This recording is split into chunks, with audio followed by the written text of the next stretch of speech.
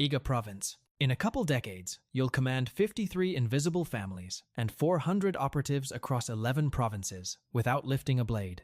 Right now, a debt collector is breaking your left arm with a wooden bat on your father's storehouse floor. The second hit does something to your brain. You're watching yourself from the ceiling, thinking about whether your mother fed the chickens. That's the human mind for you. Somebody's destroying your body, and you're worried about poultry. Your father's paddy produced enough rice for 2 people this season. Your family has 4.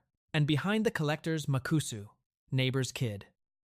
Left 6 months ago, got recruited by a rival outfit out of Koka province.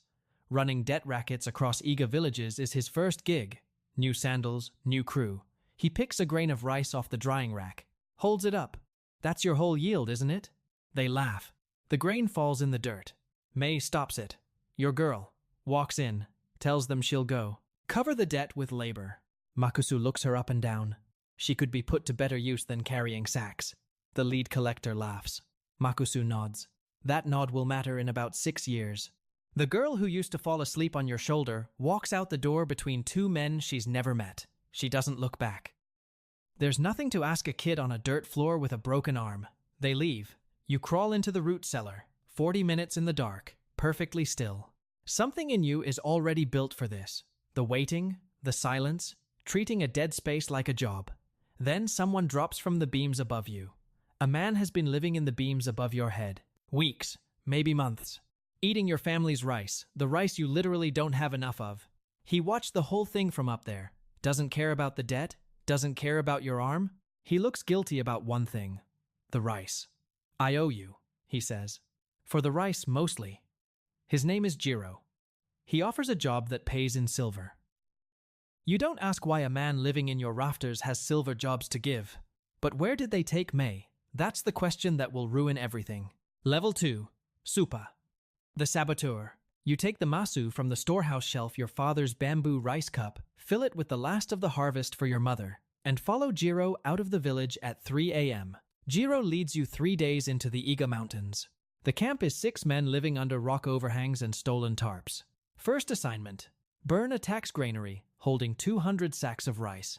Your family's failed harvest was 2. May was taken over too. You do the math while carrying pine pitch through a forest at 2 a.m. You set the fire from the northeast corner, because wind travels southwest this time of year.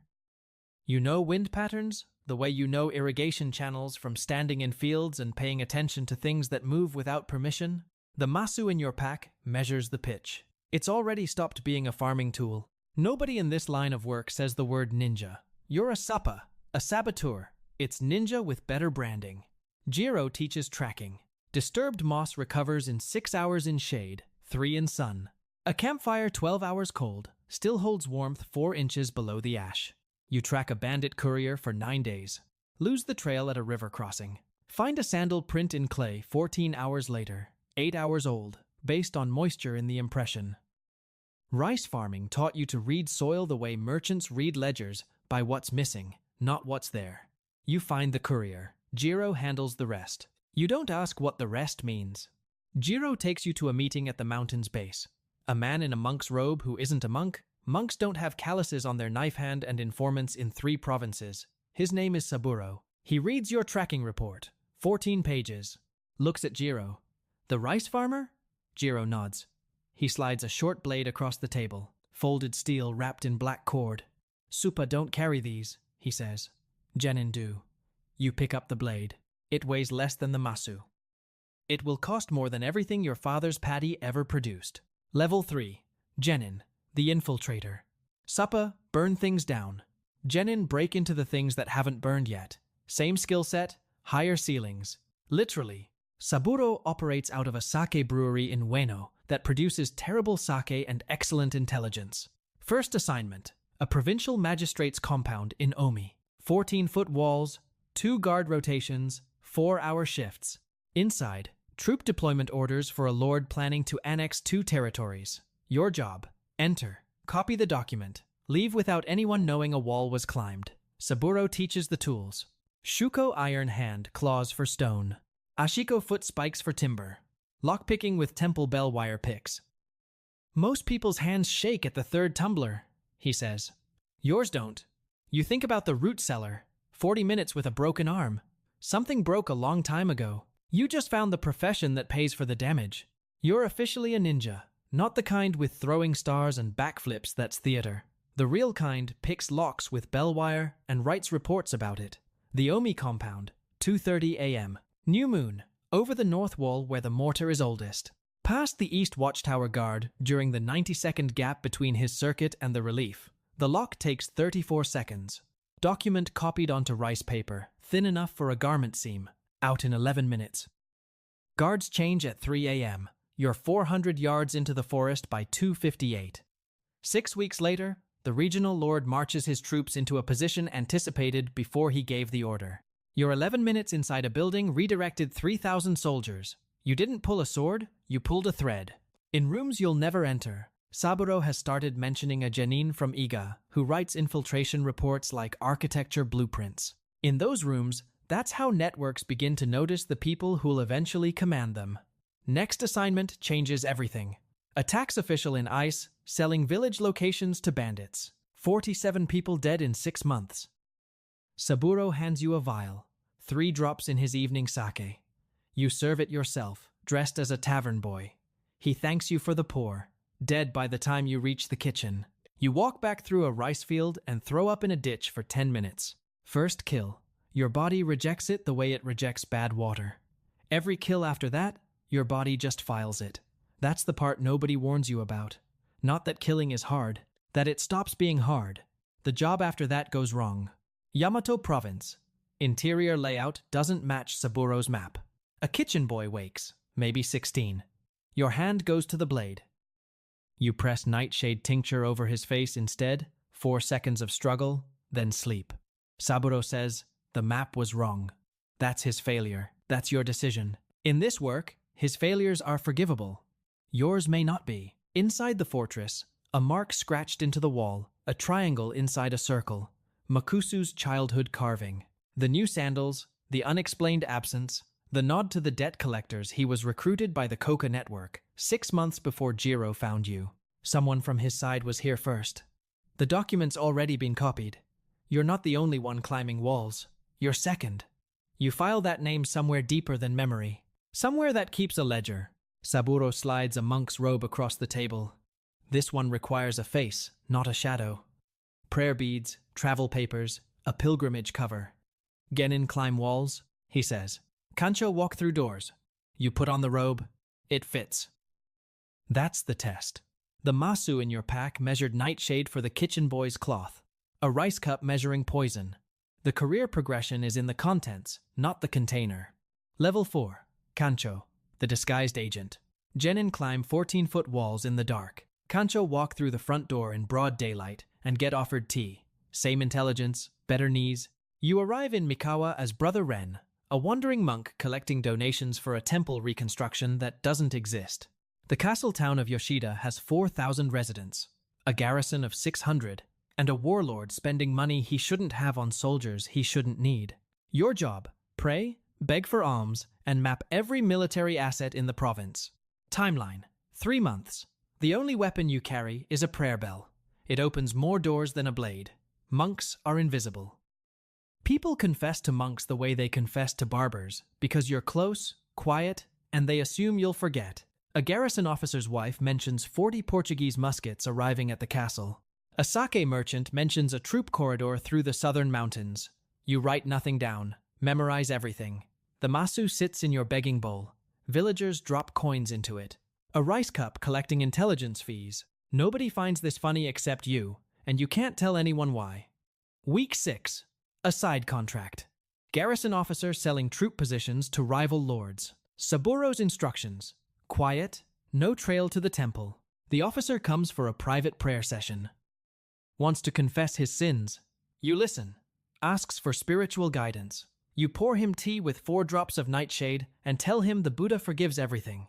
He dies kneeling. A ninja in monk's robes absolving a man permanently. You report it as a heart attack during meditation. Nobody questions a man dying mid-prayer. It's considered a good death. A traveling actress named Hana sees through the fake monk in 4 days. You hold prayer beads like a man holds a tool. Monks hold them like they're holding a conversation. She doesn't report you. She teaches you to inhabit a role from the shoulders down. 3 nights. On the 4th, she's gone with the troop. She left a folding fan on your sleeping mat, not sentiment, reference material. You don't follow. The last girl you followed out a door never came back. You dictate a 22-page intelligence report from memory. The courier asks how you remember all this. You think about irrigation schedules, soil conditions across 40 paddies, monsoon timing. You tell him you used to grow rice. He waits for the rest. There isn't one. The report reaches a rival warlord who repositions forces 6 weeks before the invasion. 3 months of begging unmade a military campaign. And in the same town, a merchant from Omi who arrived 4 months before you, new shop, new wife, established because it's your pattern. Makusu is already a kancho, working the same town for Koka. 2 agents gathering intelligence 100 feet from each other. Neither makes the other. Saburo calls you back. The network needs a permanent presence. Not 3 months. Years. Someone who becomes the town. He pauses. You're good at becoming things. You think about the monk, the rice farmer, the saboteur. None of them were you. All of them were convincing. That's either a talent or a diagnosis, and the next assignment won't care which. Level 5. Kusa, the sleeper operative. Kancho wear a disguise for 3 months. Kusa become an entire human being for years. It's method acting where breaking character gets you buried in a rice field. Suruga Province, a port town called Shimizu. Your legend, Kenji, a paper merchant. You arrive with forged guild papers, 3 bolts of paper as seed inventory, and the masu wrapped in cloth at the bottom of a travel chest. The assignment, embed permanently, build a real business. Marry if possible, map harbor defenses. Timeline, indefinite. When the signal comes, Saburo says, you act. Until then, you are Kenji, not pretending, being. A ninja who sells paper for a living. The universe has a sense of humor. The shop turns a profit in 8 months. You learn the harbor. 14 mooring points, 3 deep water berths, a garrison of 200 rotating every 6 weeks. You test response time by starting a controlled fire at a dockside warehouse. 9 minutes from smoke to first soldier. Year 2. You marry Fumiko, a widow who runs the dye workshop next door. Her 6-year-old son Taro thinks paper is boring, and says so with the honesty of someone who hasn't learned truth, has a price. The marriage is part of the cover. The problem is you like waking up next to someone who smells like indigo dye. The problem is Taro starts calling you father after 6 months, and you don't correct him. The problem is the line between legend and life was supposed to be a wall, and you've turned it into a door. Makusu arrives in Shimizu, Year 2, silk trader from Omi, also embedded, also married, also waiting. A dead drop report fills in the rest. Makusu didn't just walk in with the collectors he sent them. The debt was manufactured. Your father owed nothing. May was the target from the beginning. 2 sleeper agents buying fish at the same market stall, haggling mackerel prices while mapping the same harbor for competing clients. He doesn't know you know. You buy him a fish? You go home to Fumiko that night. She asks why you're quiet. You can't explain that the man you bought fish from today stole the first girl you loved, and the woman asking you about it is the second one you'll eventually leave. You file this beside every other thing Makusu owes. The interest is compounding. He just doesn't know the rate. Year 3. Taro catches a sea bream and holds it up like he's conquered an empire. You estimate cannon placement on the eastern battery while baiting his hook. The masu sits on the shop shelf. Fumiko uses it to measure dye powder. The most dangerous object in the shop, disguised as the most ordinary. Year 4. The signal. Chalk mark on the shrine gate 2 vertical lines. Forge orders redirecting the garrison inland. Disable the eastern battery.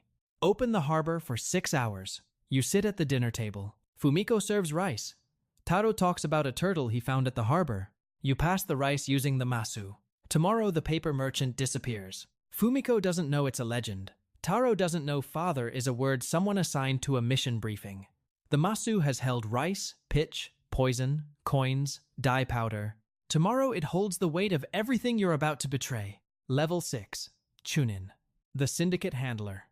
You graduated from doing the dangerous work to telling other people to do the dangerous work.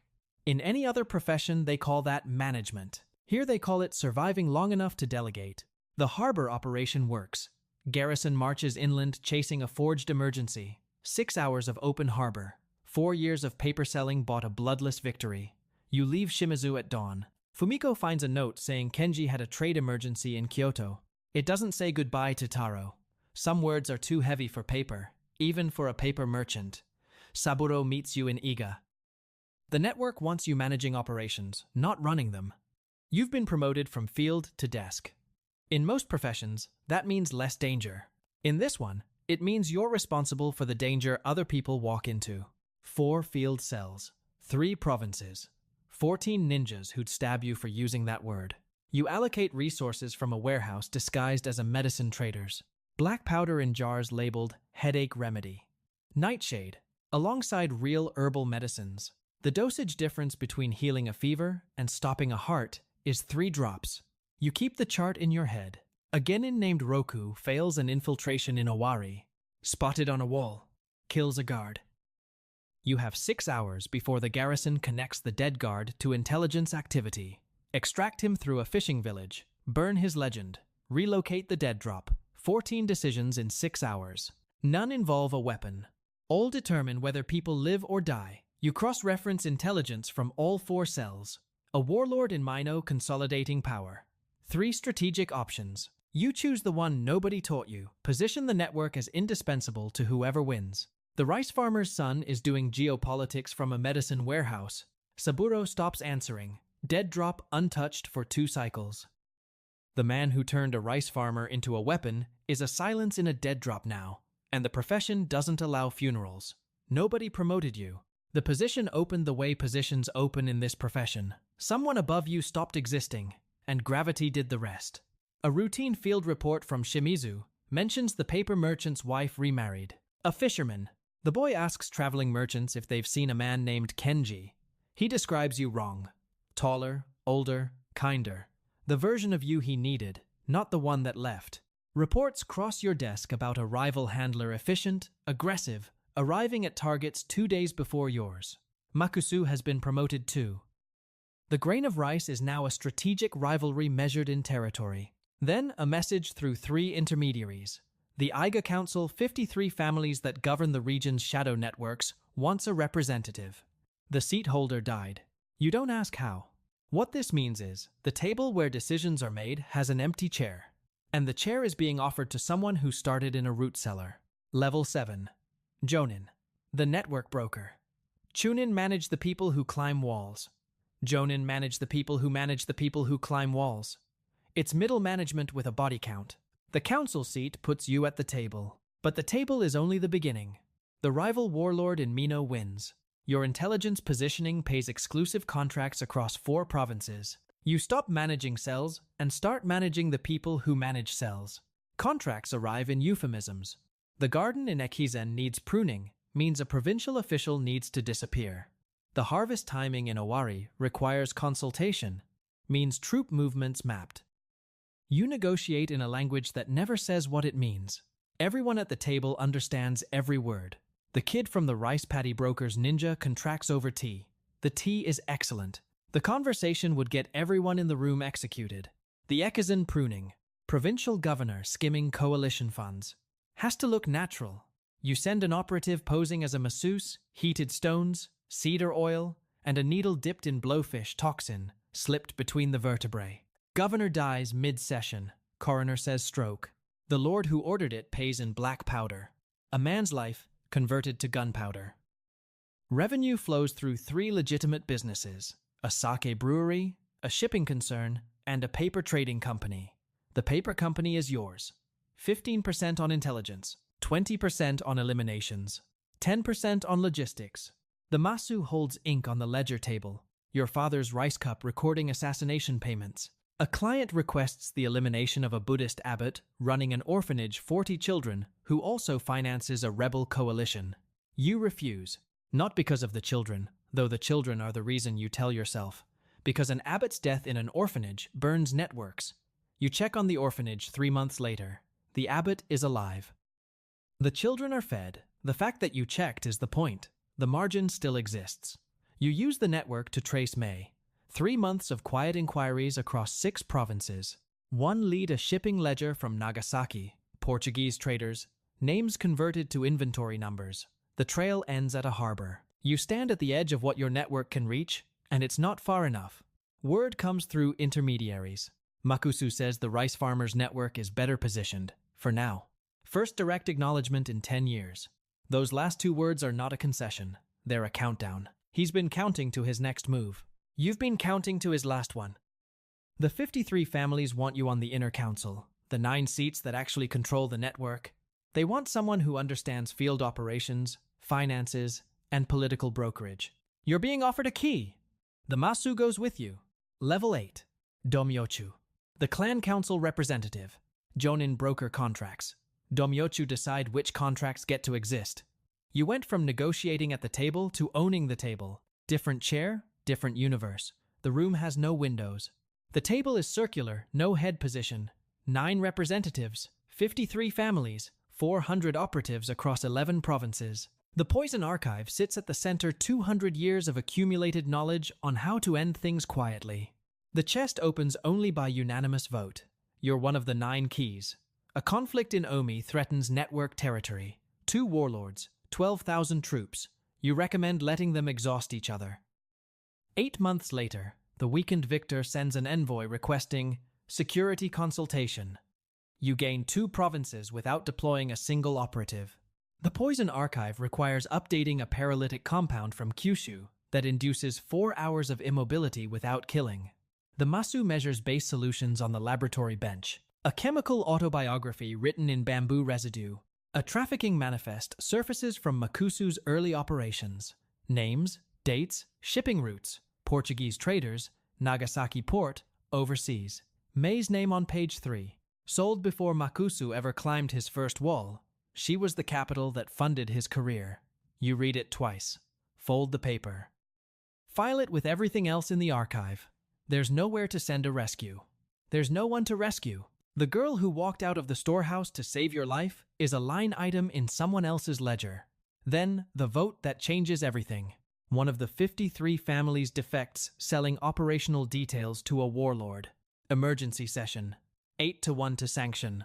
Not the traitor, the family. 14 people, including children. You vote yes. You don't hesitate. 3 days. The family ceases to exist. You authorize the death of 14 people with a raised hand in a quiet room. No weapon, no wall, just a hand. You think about Taro, not the 14. Taro. Intelligence reaches the council. 5 warlords forming an alliance to destroy the Iga networks. Not conquer, destroy. 30,000 troops. 18-month timeline. The 53 families face extinction. The council votes for unified command. 1 person. Full authority. All families, all operatives, all resources, every compound in the archive. The vote is 7-2. The person is you. Makusu sits on the Koka Council. His assessment reaches you through intermediaries. The rice farmer thinks in seasons. They need someone who thinks in seconds. He's wrong about the seasons. Slowly is how you've survived every person who thought fast. You accept with the Masu on the table. Same cup. The table is different. Everything the cup sits on has changed. Level 9. Sokoku Shacho, the syndicate overlord. Domyochu share power with 8 other people at a round table. Sokoku Shacho is the round table. You stopped asking for permission and became the person who grants it. You consolidate 53 families in 90 days. Standardize protocols. Unify the Poison Archive. 340 compounds. Centralize intelligence from 11 provinces through a single node. You. 30,000 samurai against 400 ninjas. The math is impossible by any conventional calculation. You don't fight conventional wars. You fight the spaces between them. Supply lines, alliances, information. You fight the way water fights stone, not by force. By finding every crack. You don't fight the coalition, you dissolve it. 5 warlords means 5 sets of ambitions, 5 sets of jealousies, 5 sets of secrets. You deploy 12 Kusa operatives. They don't sabotage, they whisper. Forged letters, planted evidence, doctored financial records. None true, all plausible. Plausibility is the only weapon that works against alliances, because trust can't survive evidence, even fake evidence. Month 6. 2 lords withdraw. A third redirects 4,000 troops to his own border. 30,000 became 18,000 without a blade drawn. By month 10, the coalition exists on paper. No army marches on Iga. You won a war that never happened, using weapons that don't exist in any arsenal. Makusu's Koka network collapses with the coalition. His 40 families fracture into factions. A provincial lord captures him and offers him to the highest bidder. The highest bidder is you. You send one operative with 1 grain of rice and a name written on paper. May. Place both in front of Makusu before the exchange. You don't execute him. Execution is what he expects. You offer him a position deputy handler, Omi province, reporting through 2 layers to you. The boy who nodded at the debt collectors, who sold a girl to fund his first operation, now works for the man she walked out the door to save. Every report he files crosses your desk. Every morning he wakes up, employed by the answer to what he did. The humiliation is structural, and it's permanent. You're 42. You pass through the village. The paddies are still there. A young farmer, maybe 19, is bent over in the mud, measuring water levels with a bamboo cup. His hands are steady, the specific kind of steady. An old man watches from the tree line. You recognize the posture. You recognize the patience. You keep walking. The masu is in your pack. It's held rice, pine pitch, nightshade, coins, dye powder, black powder, ink, and the weight of 53 families. It never held May. That's the one measurement it couldn't make. Same instrument, same measurements, different math entirely. Somewhere in that paddy, a boy with steady hands is wondering if this is all there is. Somewhere at the tree line, an old man is deciding whether to sharpen the blade or break it. The steadiness is the hook, the steadiness is the trap, and the job offer is already decided. The story you just heard is fiction, but the ninja networks of Iga and